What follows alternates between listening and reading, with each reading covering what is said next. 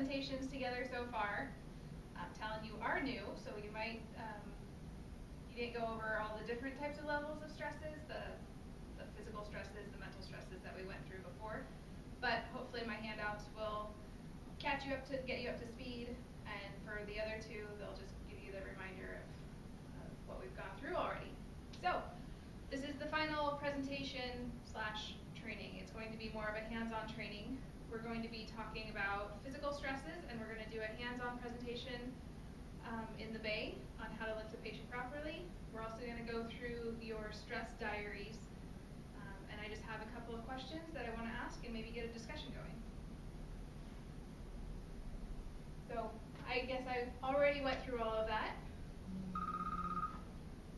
All right, so again, the proper body mechanics is important for our protection. It's also for the patient's protection, so that when we pick them up, they're not getting tipped over or anything like that. So let's go over the 8 commandments. If you flip over your handouts, you can see them a little bit closer if you can't really read what I've got here because PowerPoint's not helping me out tonight. So the first one, we want to plan our lifts and test our loads. So we can kind of tell that when we get a patient. We can see their size, kind of guess their weights, we can see their lengths. Next, we're going to be asking for help. Of course, we need a 2-man lift all the time. And we're going to need to get a firm footing on the ground, so keep your legs shoulder, like in line with your shoulders. Bend at the knees, no bending at the back or the hips, no twisting or turning. Tighten our stomach muscles, that'll just give you that strength in the back that you need. Again, lift with your legs. Keep your load close to your body, not away from you, because that's just going to put more stress on your back. And again, just keep your back upright. So those are our 8 commandments of lifting. So I've got a couple of videos for you that I wanted to, I personally would show you how to do the lifting, but in my condition, I will not be showing you that today. So I'm going to leave it to these videos to show you. Alright, so the first one, this is just it's just going to show you incorrect postures and correct postures, and we're just getting an anatomy view of lifting and bending. So incorrect, the hips just bent down with the body, the spine was curved, there's a nice pickup, body is straight, back is in line. That's what we're going to want to see. Next video, these gentlemen are going to show us how to pick up a patient from the floor level and onto a gurney using proper body mechanics. And there will be a man kind of narrating for you, so you'll be able to get a better understanding of what they're doing. The ambulance lifting apparatus today. First of all, we want to make sure that all lifts are safe for the patient, partner, and of course yourself. So we want to make sure we know what we can lift. We've got to know the weight of the patient is on the board, and we got to lift safely. Okay, so safe lift. So the guys here, we've got Peter or Jonathan, are going to show us a good, safe lift. Okay, so we go down the backboard. This is our first lift. I like his back. It's nice and straight. Sure that we lock the lower back in, so it tightens in. We tighten the abs back towards the lower back. The back is going to stay straight like this. We're going to come up, lift up with the legs, so that the lower back is protected. Okay, guys? Okay, back down. Let's try that one more time. And they have great communication between them, and that's what we're gonna want to. That's what I'm going to want to see when you guys are doing your hands on. Okay, backs are in a very safe position there for everybody. Okay, we bring in the stretcher. Okay, we're going to load.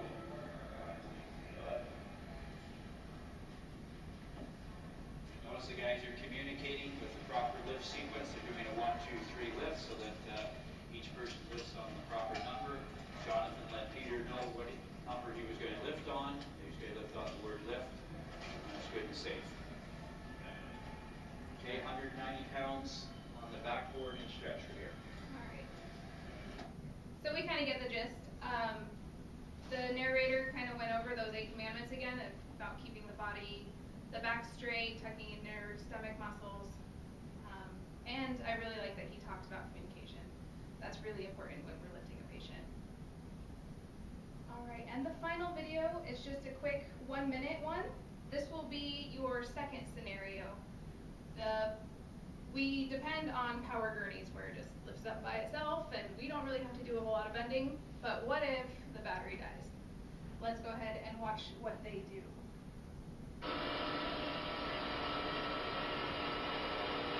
In this demonstration, we're going to show an example when we all hear the dreaded, the battery's dead. So what are we going to do since the battery is died?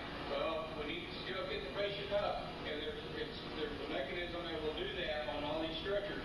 There's a little red handle right down here that Hal is pointing to that you can pull that and lift up. A lot of times it helps that you get somebody on one side or the other, not lifting up too hard, risking to dump the patient, but pushing down on the foot portion so it will help them when they're lifting and you push down from on that shock. You ready? 1, 2, 3. Okay.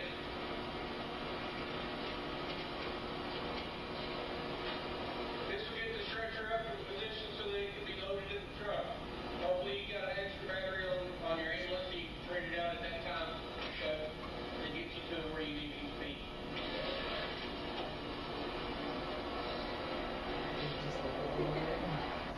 All right. So they had some communication, but not a whole lot. You can kind of tell that they're just partners and they've worked together for a long time. And he mentioned that there's 3, that if you can get a third person, for us, that's, I don't know, 50-50. Who knows? We might have a third person on the ambulance with us that day. But again, we have brakes that can be used so that the gurney's not rolling away from us. And again, good communication, that's always going to help, especially when it's just 2 of you. So, with that, let's go ahead. That will be the next one. So, any questions or comments about the videos or what we're going to be doing next? How do you lift it up? Like, if it's dead, how do you get it onto the ambulance? Then you'll, You have to lower it and then pick it up in the lower position? No, like you'll, so you get it into that upper position, and you'll go ahead and hook it into the ambulance, and then there should be a manual way to lift up the wheels. So that's what we used to do in the olden days when there's no power stretchers. Okay, so we'll go out into the bay and practice our new skills. All right.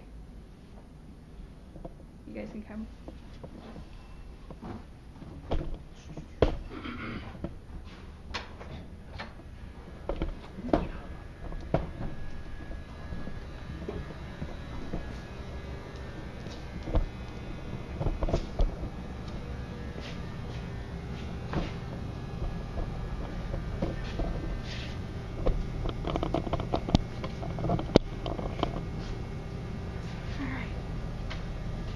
Alright, so I need 2 volunteers for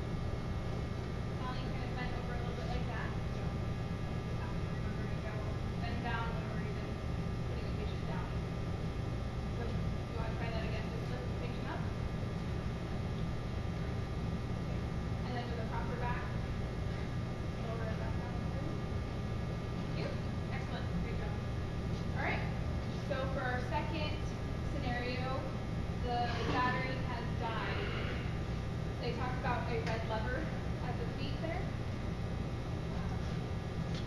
So if you want to go ahead, Andrew.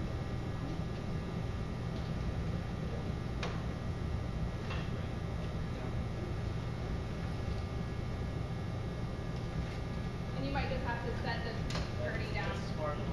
Yeah. So when it gets kind of stuck in the air like that, you just go ahead and let it set down. It doesn't always spring down. So let's go ahead and bring it back down to the floor.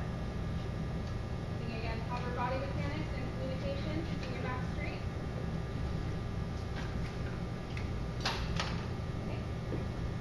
Alright. So Andrew, you can step off and we'll get Talon, you'll be at the feet.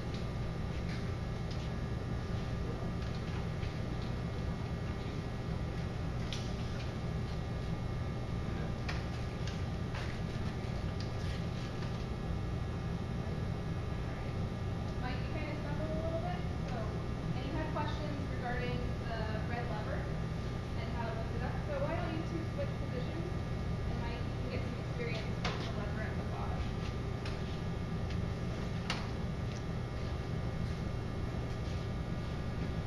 So we're going to bring the patient down and with your arms, yep, just like that. Good job.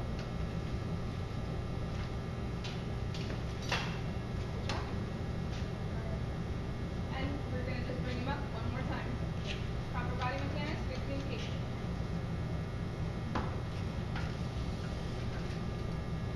Great. Alright. I think you guys, there was some stumbles, but you guys generally got the concept, and by the end you did keep your back straight. Mike, any questions about the levers or anything? Okay. Sounds great. Alright, we'll just jump back in the classroom.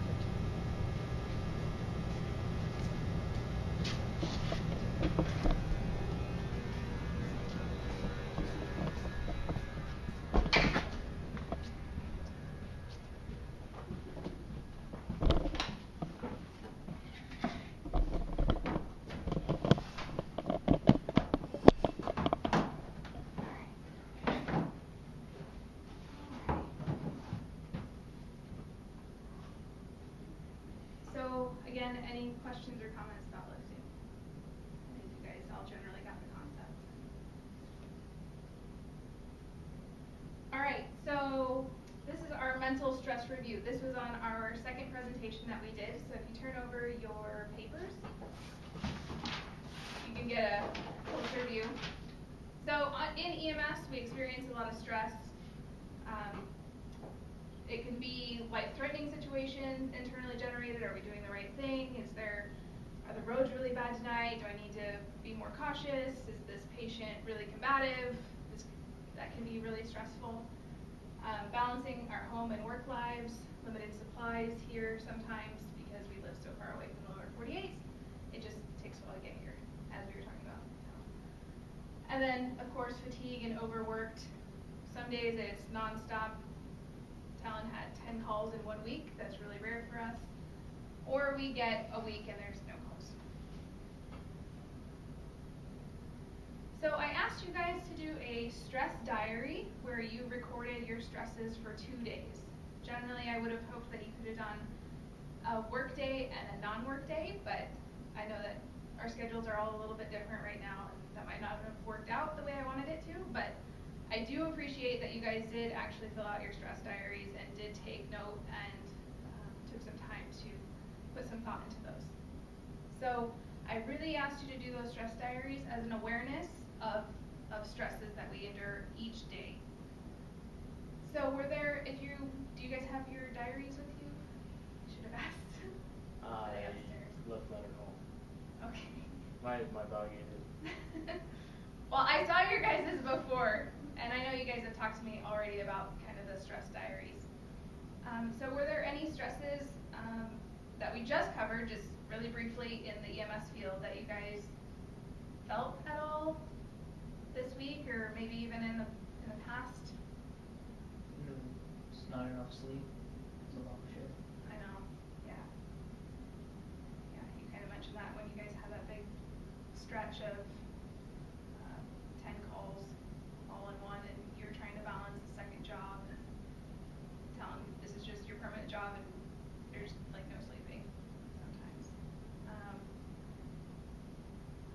I know for me, like, when I don't have enough to do, that can also be really stressful. I think Val finds that to be really stressful. If you don't keep yourself busy a lot, Talon, I think you do a great job hanging out with people, getting out of the building, and those are great stress management processes that you do. But did you experience any stresses that we didn't cover? Again, that was mostly EMS. Did you guys experience any stresses today, yesterday? I had to wake up really early to drive here after only a couple hours of sleep. That's right, because you were working yesterday too. Oh yeah, I worked yesterday and then I slept at home. Okay. Locked my keys in the car. Yeah. With the dog in the car while I was running, and it was negative 32 outside. So, a little bit of stress. It said on your stress diaries, we've talked about it a little bit before, that it ranged from 1 to 7. Where did you find your stress levels to kind of be? Were they towards the top, in the middle, not really that stressful, they kind of hung out in the lower end? What would you rate, Andrew, what would you rate the stress of vehicle, locking dogs and keys in cars? In the moment, it was pretty high. I mean, on your 1 to 7 scale, it was probably a 5 or a 6. Okay. And how long did that last? Till I got the car unlocked, 10 minutes. So it immediately kind of went away after Yeah, it your was stress. So. lots of stress and then no stress. Yeah.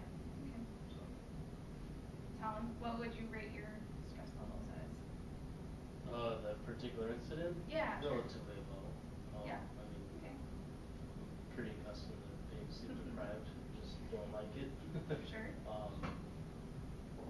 guess if a 1 is no stress, then that was like a 2. Alright. That's really not that bad. I mean, there's some people that would get super stressed out about not having enough sleep and then having to come all the way back to Delta for 2 hours and drive in really cold weather, really nasty weather. Mike, I know you are a busy bee.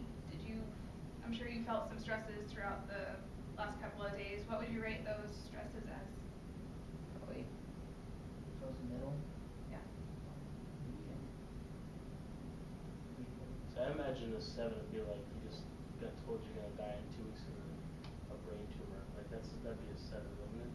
Yeah, no, I mean, I think much like the pain management scale we ask people, it can really vary. You know, you get some big dude who's all muscle and he gets a paper cut and he's like, it's a 10. And you're like, are you kidding me? But yeah, for me, I think that would definitely go to the extremes of something much bigger. And so I guess it kind of just varies on I think you can combine your stresses into different compartments. And so a 1 through 7 in like a big stress field of I just lost my job is like a 5 on that, and then a 7 is something greater. But then even like little stresses, they can build up, and they can become eventually a 5 if you let them.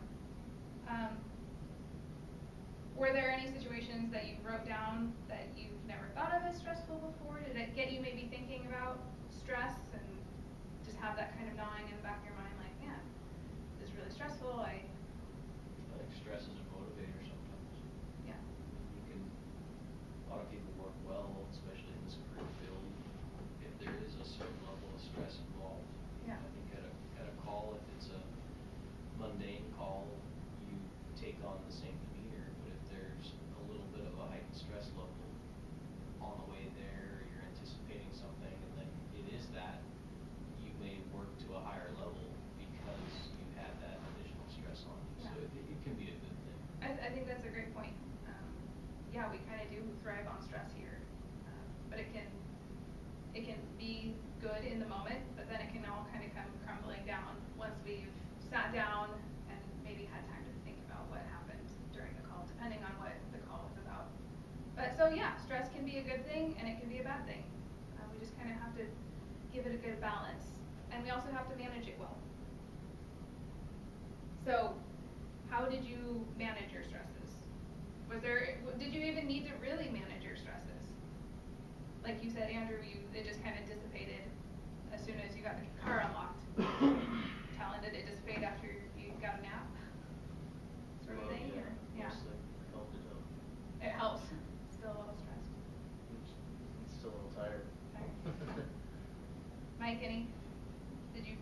manage your stress? Did you feel like you needed to manage it, or just get things done sort of stuff? Yeah, accomplishment. Yeah. Release. Yeah, and I think that holds to motivation as well. Like it just, you know, you have a bunch of things to get done and you do it to the best of your ability, and once it's done, then goodbye stress.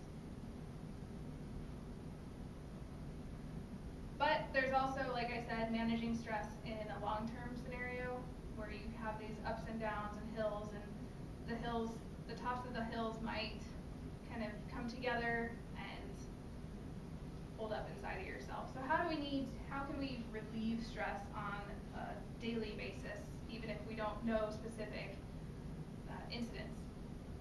First and foremost, again, this was a review on our second presentation, and so I'd just like to repeat it again.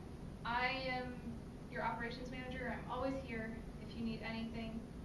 If a situation is bad enough, I will be aware of it, and we can always get some help for you guys. But even if you just come down and just want to talk, and that's a great way to get your stress out, is just ramble on about the situation itself or nothing in particular, but just want to hang out, that's totally fine. That's what I'm here for.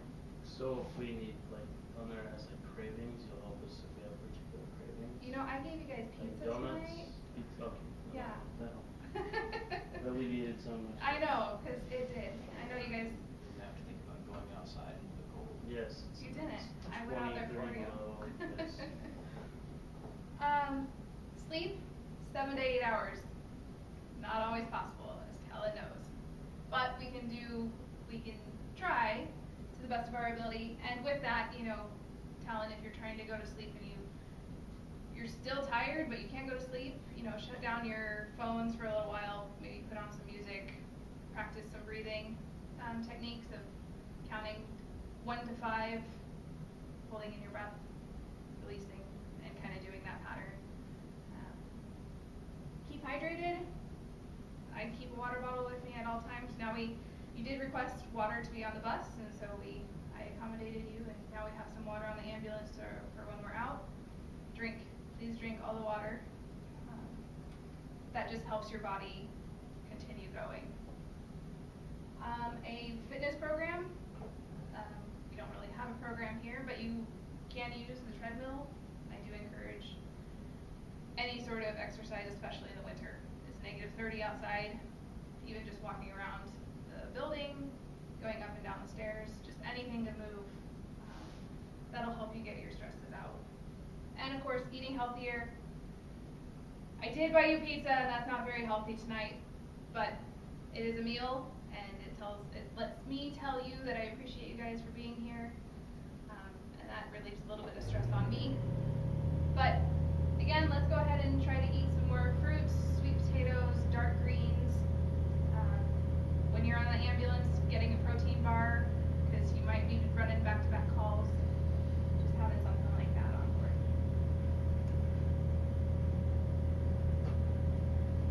Do you guys, I know that these were more long-term management stresses. Do you guys do any of those things as like a management stress? Do you think about stress and try to relieve it, or do you just kind of integrate any of those things into your daily life? I like it to just build up, Me and I too. bottle it up, and You I bottle? store it away. Yeah. No, I bottle it up and then crash once every 6 months. Yeah. Well, hopefully you can maybe use some of those suggestions, and you guys have them on your handout. Just kind of, I'm bringing this presentation to you guys so that you'll just have that kind of in the back of your head, like, hey, stress is here. It exists. I should try to mitigate it throughout the next couple of days, weeks, months, so that you guys don't keep it up in a little ball and then let it explode, and then you guys quit on me, and I will be very sad. And do you guys have any ways that you de-stress? I mean, if we had a hot tub, I would totally de-stress in that, like, all the time. Is it in a budget? I wish. Man, that'd be nice. You guys do, I don't know, sometimes I do like a coloring book. I know that's maybe kind of girly, but I know that's kind of a popular thing right now, is a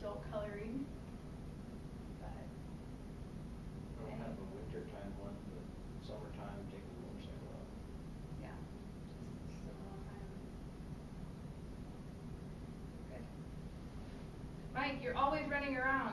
What do you do if you're stressed? Do you do anything like fun or just relaxing or?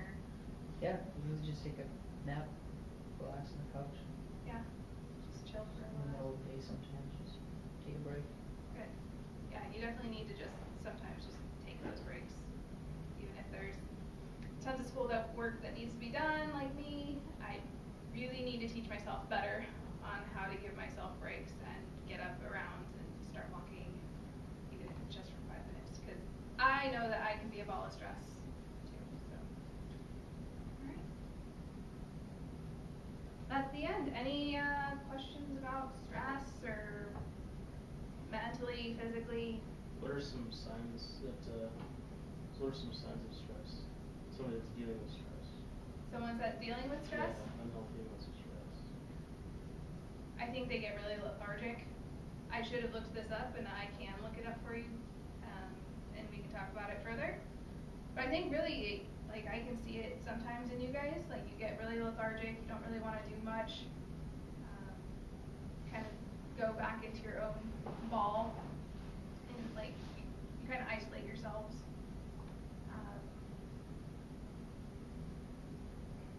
I don't know. Do you find when you get stressed, do you have certain like triggers like that you recognize in yourself? I get cranky.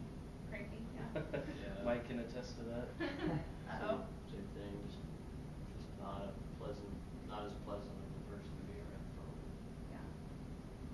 So, I mean, when Michael recognizes it, do you kind of recognize it in yourself? Do you ever say, hey, Mike, I'm really stressed. Ignore my crankiness. Yeah, I think I've said that a lot actually. Good, good. Every day. Good. Yeah. Because you're the source of my stress. I'm just kidding. Yeah. I know me, I have PTSD, and stress really affects me. And it's just even like little things. If I don't get enough sleep, my mind just kind of blinks out for a while, or I'll have some muscle issues. So stress really affects me a lot. But I have found that if I get enough sleep and staying hydrated, that really helps me, and I don't stay stressed as long or have complications from stress. Those are my big triggers. Andrew helps me out. Sometimes I have him, and he just like says, "Sit down and stop moving and take a break." And maybe you guys have like friends and stuff like that sometimes that tell you to sit down, or family members. And yeah, maybe if they recognize it in you. No? I'll be that person for you. Like, Mike, sit down. You're moving too much. Breathe. Talon, you're always pretty cool. I don't see you cranky, but if I see it and you don't recognize it, I'll be there to help you out. All right.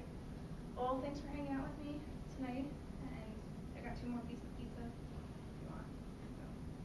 Who's Okay. stressed? Huh? Who's stressed? Who's stressed? Eat some pizza. All right. Thanks, guys. Constant stress level when a Oh. camera is like at least a 2. Constant stress level is it? When I'm in front of a camera. Oh, well, they might see the back